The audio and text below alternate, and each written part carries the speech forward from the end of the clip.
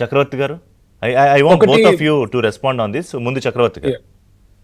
మొదటిది, మనం యుద్ధం పాకిస్తాన్తో చేస్తున్నప్పటికీ అక్కడ ముఖ్యమైన పాత్ర పోషించేది చైనా. చైనాకి, పాకిస్తాన్కి చైనా అండ ఉంది, అన్కండిషనల్ గా వాళ్ళు సహాయం చేస్తున్నారు. సో డిప్లొమాటికల్లీ మనం పాకిస్తాన్ని ఎదుర్కొనేటప్పుడు ఆలోచించాల్సింది చైనా యాంగిల్ అనేది చాలా ముఖ్యం. రెండోది, డొనాల్డ్ ట్రంప్ ప్రేలాపనలు చేసేది తక్కువ, అతను ప్రేలాపనలు ఎక్కువ. సో చర్చలు జరపడంలో పాత్ర పోషించింది అమెరికా, సంతోషం. అవి ప్రైవేట్ చర్చలు, దీస్ ఆర్ నాట్ అఫీషియల్. ఎందుకంటే ఇండియా పాకిస్తాన్ ఎప్పుడు కూడా బైలాటరల్ డిస్కషన్స్ వైపే మొగ్గు చూపాయి. And that has always been agreement. Shimla agreement తర్వాత కూడా నేరుగా చర్చలు జరిపేదే అనేది అఫీషియల్ గా, అధికారికంగా. అనధికారికంగా బిహైండ్ ద స్క్రీన్స్ చాలా జరుగుతాయి. చాలా దేశాలు ఫోన్లు చేస్తుంటాయి, నాయకులతో మాట్లాడుతుంటాయి. అమెరికా ఉన్న వాటిని ఇప్పుడు సూపర్ పవర్ కాబట్టి వాళ్ళు ఇన్వాల్వ్ కావటం ఆహ్వానించదగ్గ విషయం.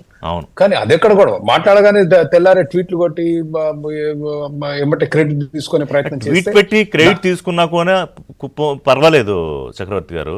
కానీ ఆయన మాట్లాడిన విధానం, ఇరు దేశాల మధ్య అణుయుద్ధాన్ని నిలువరించాం, యుద్ధాన్ని ఆపితే ఇరు దేశాలతో బోలెడు వాణిజ్యం చేస్తామని చెప్పాం. సో రెండు దేశాల మధ్య ఉద్రిక్తతల నివారణకు బహుశా ఎవరు నా మాదిరిగా వ్యాపారాన్ని వాడుకోలేదు.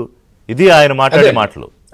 వెరీ ఇమ్మెచ్యూర్, చాలా ఇమ్మెచ్యూర్. అదొకటి. రెండవది, if China is behind Pakistan కి అన్కండిషనల్ గా మేము సపోర్ట్ చేస్తామని మనతో చర్చలు, మన దౌత్యపరమైన చర్చలు అయిపోయిన తర్వాత 2 గంటలకే మళ్ళీ వాళ్ళు పాకిస్తాన్ కి చాలా అన్కండిషనల్ గా సపోర్ట్ చేస్తామని మాట్లాడటం జరిగింది. అండ్ పాకిస్తాన్ కి చైనా వార్ ప్లేన్స్ తో సహా యుద్ధ సామగ్రి చాలా సప్లై చేస్తుంది. ఆ దేశంలో చాలా పెట్టుబడులు పెట్టింది.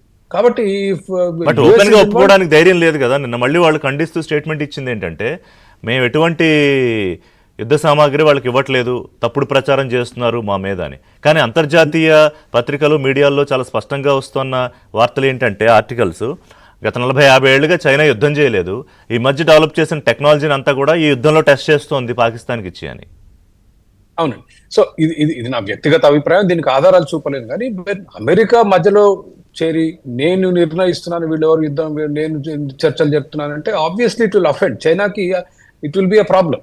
ఎందుకంటే చైనా ప్రమేయం లేకుండా పాకిస్తాన్ సొంత నిర్ణయాలు తీసుకుంటే ఇబ్బంది ఉంటుంది.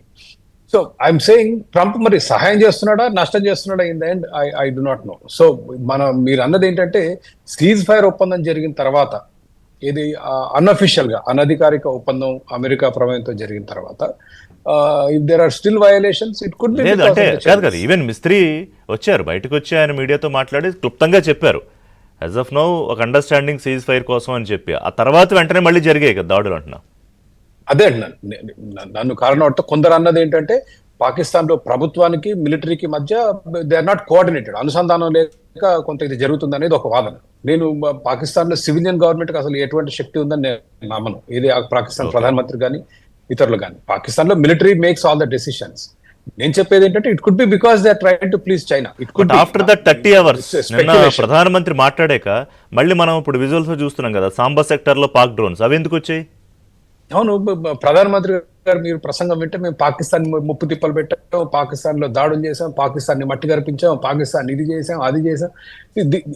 ఇవాళ ప్రజలు మోడీ గారు ఇచ్చిన ప్రసంగాలు రెండు గనక చూస్తే, మొదటి ప్రసంగం చూసిన అసలు ప్రజలు మనకు పిఓకే మనకు వచ్చేస్తుంది, కరాచీని మొత్తం చేసేసాం, ఇస్లామాబాద్ లెవెల్ అయిపోయింది, పాకిస్తాన్ మిలిటరీ అయిపోయింది, న్యూక్లియర్ ఫెసిలిటీస్ మీద కూడా బాంబులు వేసి ఈ లెవెల్లో ఉంది ప్రజల ఆశ.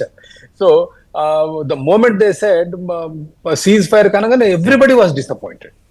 Everybody, because you have elevated the expectation so much. enta తారస్థాయికి తీసుకెళ్లారు ప్రజల ఎమోషన్స్ ని. మన నాయకులు అంటే ప్రజలకు అంత అభిమానం, చెప్పినే నమ్ముతారు, నమ్మినారు కాబట్టి ఏదో బ్రహ్మాండం బద్దలైపోతుంది. ఇందిరాగాంధీ బంగ్లాదేశ్ ని ఏ విధంగా అయితే సృష్టించారో, మోడీ గారు మనకు పిఓకే వెనక్కి తీసుకొస్తారు. పిఓకే వెనక్కి తీసుకొచ్చి అక్కడ బలూచ్ వాళ్ళకి బలూచిస్తాన్ ఇచ్చేస్తారు, పాకిస్తాన్ నుంచి బలూచిస్తాన్ ఇచ్చారు, పాకిస్తాన్ ఈ తరహా ఊహాగానంలో ఉన్నారు. So and I found Modi గారి స్పీచ్ ఇస్ నాట్ రికన్సిలియేషన్ కాదు. ఏది సరే, గొడవలు అయిపోయాయి, బాంబులు వేసుకున్నాం, ఇంకా ప్రాణ నష్టం జరిగింది, కొంత టెర్రరిస్టుల మీద దాడులు చేసాం, భవిష్యత్తులో అందరూ జాగ్రత్తగా ఉండాలి, అదొక పద్ధతిలో ఉండేది. లేదు, మేము పాకిస్తాన్ ని మట్టి కరిపించాం, వాళ్ళ ఎయిర్ బేస్ మీద దాడి చేసాం, టెర్రరిస్టులు ఇది చేసాం.